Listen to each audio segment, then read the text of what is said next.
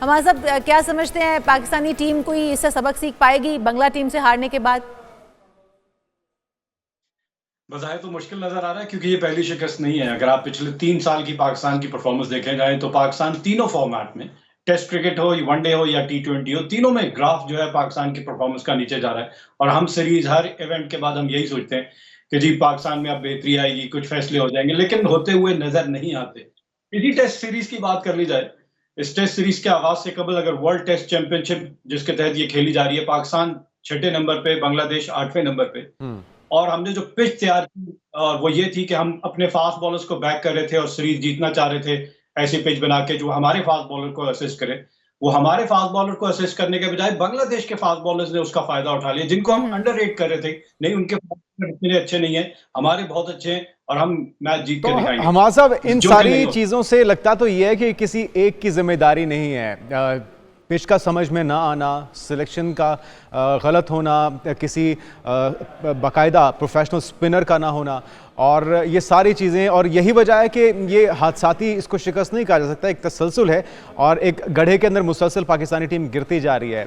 निकालने की जिम्मेदारी मोहसिन नकवी साहब के पास थी। उन्होंने कहा कि सर्जरी करेंगे, सर्जरी के बाद अगर ये हालात हैं तो फिर अब क्या वे आउट है, किस तरह से इस गड्ढे से निकाला जाए टीम को? देखिए, इसका वे आउट यही है कि अगर आप जो क्राइटेरिया रखते हैं पाकिस्तान टीम में सिलेक्शन के को आप मेरिट पे ले आए। सबसे पहली बात, ये टीम जो हमने मुंतखब की थी 2 टेस्ट मैचेस के लिए, इसमें इतना इनजस्टिस आपको नजर आया कि हम जो यंगस्टर्स जो डोमेस्टिक क्रिकेट में परफॉर्म कर रहे हैं, उनको उनकी परफॉर्मेंस की एक्नॉलेजमेंट ही नहीं मिल रही कि उनको पाकिस्तान टीम में जगह मिले। अगर यही ओपनिंग पेयर देख लें, इससे पहले इमामुल हक ओपन कर रहे थे पाकिस्तान की जानिब से, उनको किस वजह से पाकिस्तान टीम से आउट किया गया? वो एस्टेब्लिश ओपनर थे और रन स्कोरर कर रहे थे।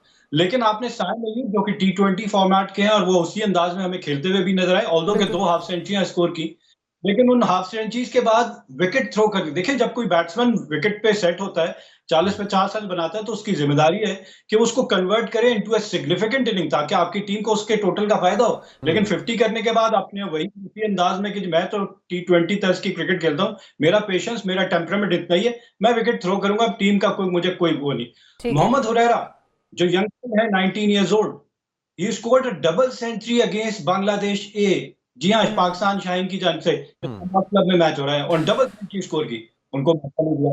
डोमेस्टिक क्रिकेट में मोहम्मद हुरैरा ने ट्रिपल सेंचुरी स्कोर की। अब आप मुझे बताएं कि क्या परफॉर्मेंस वो बच्चा और देख कर आपको जस्ट कन्विंस हो जाएंगे कि आप उसको पाकिस्तान टीम में जगह दे दें? एक बात ये होगी।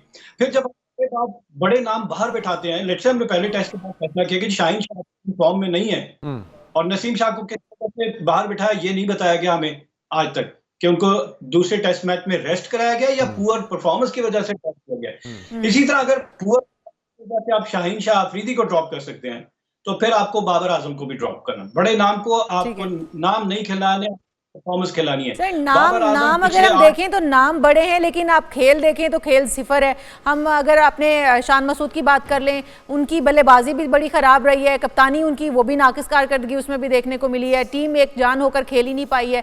तो हम सिर्फ नाम कब तक खिलाते रहेंगे, कब हम प्लेयर्स अच्छे खिलाने की तरफ आएंगे? Very true. मैं जरा पूरी टीम का एक एनालिसिस आपको पहले दे दूं। बाबर आजम की, जिस मैंने बात की कि 16 इनिंग में एक भी हाफ सेंचुरी नहीं है, सिर्फ 41 की है। फिर उसके बाद से नीचे आप आते जाएं। हमारा साहब, अभी बांग्लादेश के साथ जो हमारी सुबह होनी थी वो तो हो चुकी, लेकिन इसके बाद बारी है इंग्लैंड की, और फिर चैंपियंस कप की भी बारी है। फिर पाकिस्तान ने दीगर ममालिक के दौरे भी करने हैं, तो क्या क्या चेंजेस होनी चाहिए? क्योंकि मोहसिन नकवी साहब तो ये कहते हैं कि 4-5 लोगों के गले में नहीं काट सकता और ना ही हमारे पास कोई ऑप्शंस हैं, तो फिर क्या तरीका होगा? बिल्कुल गले ना काटें, लेकिन एक होता है ना, सेंस प्रिवेल करना चाहिए सिलेक्शन के ऊपर। मैं स्पिनर्स पे आ रहा था कि हमने नुमान अली को इग्नोर किया, जिसने श्रीलंका में हमें 2 टेस्ट मैचेस की सीरीज जिताई। साजिद खान पाकिस्तान का बांग्लादेश का था, ढाका में उसने 8 खिलाड़ियों को आउट किया, उनको इग्नोर कर दिया गया। और फिर यासिर शाह जो पाकिस्तान के माने हुए लेग स्पिनर है, 48 टेस्ट में 244 विकेट्स, 16 5 विकेट हॉल, उनको आप इग्नोर कर रहे हैं। अबरार आपको एक्सपोज होते हुए नजर आ गए कि कोई पेनिट्रेशन नहीं है, बासानी बांग्लादेश के बॉलर, जब आप के फास्ट बॉलर 26 पे 6 आउट कर देते हैं और उसके बाद से आप उनको 262 रन बनाने देते हैं, तो रेस्ट ऑफ द बॉलर्स की कोई आपको कंट्रीब्यूशन नहीं नजर आती। यहाँ पे कैप्टेंसी का बहुत बड़ा आपको एक योगदान नजर आया कि वो 5 के 5 टेस्ट हार गए ना अपनी कप्तानी में शान मसूद। वो तो इस इस सीरीज की मैं आपको बात समझा दूं कि कैप्टेंसी ब्रेवरी का नाम है। अगर आप डर से कप्तानी करेंगे तो आप कभी भी नहीं जीतेंगे। 185 आपको टारगेट दिया आपने बांग्लादेश का, वो आप डिफेंड नहीं कर सकते। वो आप मैच तभी जीत सकते हैं जब आप विकेट लेने के लिए जाएंगे, और विकेट लेने के लिए आपके पास एग्रेसिव फील्ड प्लेसिंग होनी चाहिए। आपने स्लिप कॉर्डन में से तीसरा फील्डर हटा दिया, 3 कैचेस वहां से गुजर के चले गए। आप बाउंड्री पे फील्डर प्लेस कर रहे हैं, आप रन पूरे दिन में 185 नहीं डिफेंड कर सकते। फिर funky field placing, last England tour Pakistan in 2022, और हमने बेन स्टोक की और ब्रेंडन मैकुलम की देखी थिंकिंग कि उन्होंने कन्वेंशनल फील्ड प्लेसिंग से हटकर एक फंकी फील्ड, एक बिल्कुल ऐसा ठीक है। प्रेशर बैट्समैन किया कि किस एंगल से बॉल वो खेलेगा और कहां जाएगी, वहां पे फील्डर प्लेस किए और फिर ठीक उनको है। कामयाबी मिली। तो हम क्यों ऐसी एग्रेसिवनेस के साथ आते, और हम अभी भी 80s और हमाद 90s साहब, की तर्ज की क्रिकेट खेल रहे हैं। हमाद साहब, आप तो जो गेम खेल चुके हैं उसके बाद शिकस्त से भी 2-4 हो चुके। हम बात कर लेते हैं तब्दीलियों की, टीम में होने वाली तब्दीलियों के बारे में। जब हम बात करते हैं कि सर्जरी की ज़रूरत है, सर्जरी हो नहीं पाती है, तो इसके ऊपर कौमी टीम के जो साबिक चीफ सेलेक्टर हैं वसीम अकरम, वो भी ये कहते हैं कि बाबर आजम को सबसे ज़्यादा एतराज़ात होते हैं कि जब सिलेक्शन कमेटी जो है वो कोई नाम सामने देती है या रखती है तजावीज़ के इन लोगों को स्क्वाड में शामिल करना चाहिए, तो वो इस स्क्वाड के खिलाफ हो जाते हैं। क्या समझते हैं बाबर आजम की मुखालफत की वजह से स्क्वाड में तब्दीली नहीं कर पा रहे?